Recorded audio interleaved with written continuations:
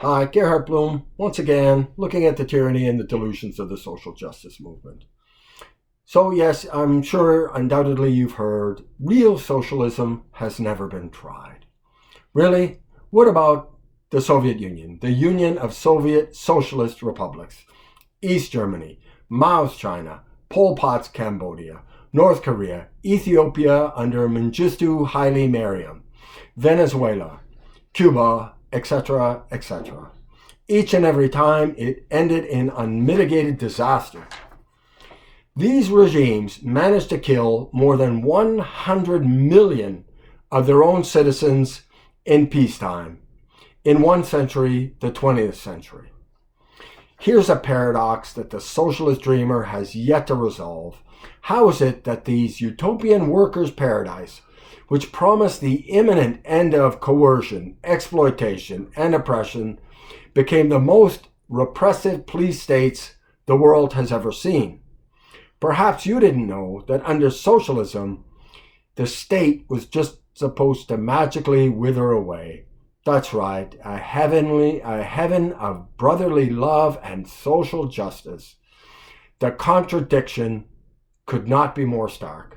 Socialism produced the most intrusive, controlling, totalitarian governments the world has ever seen. And these woke warriors want to try this experiment again? Really, how many times does history have to present us with the same lesson? It should be obvious. These social progressives are deeply regressive.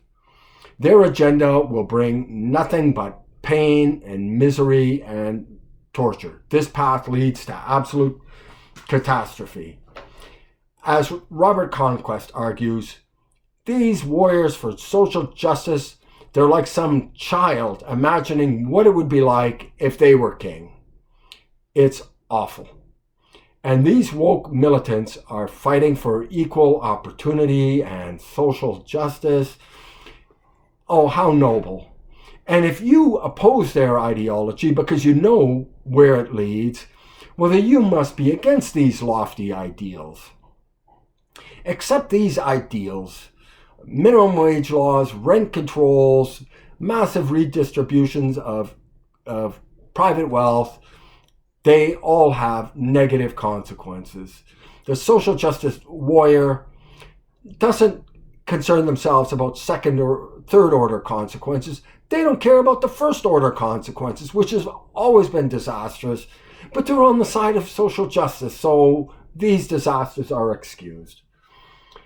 And these totalitarian regimes, these socialist utopian paradises, had gross material and social inequalities, and the rule of law was non-existent.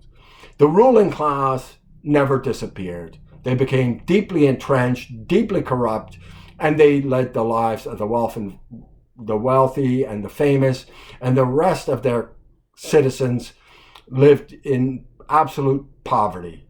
And yes, there were gulags, there were summary executions, there were mass tortures, and yes, the suppression of misinformation and disinformation. Pravda, which means truth in Russian, was just filled with disinformation and misinformation, but that was dubbed the truth. And anybody who spoke out against that nonsense was jailed and frequently executed. And these social justice warriors want to roll the dice yet again?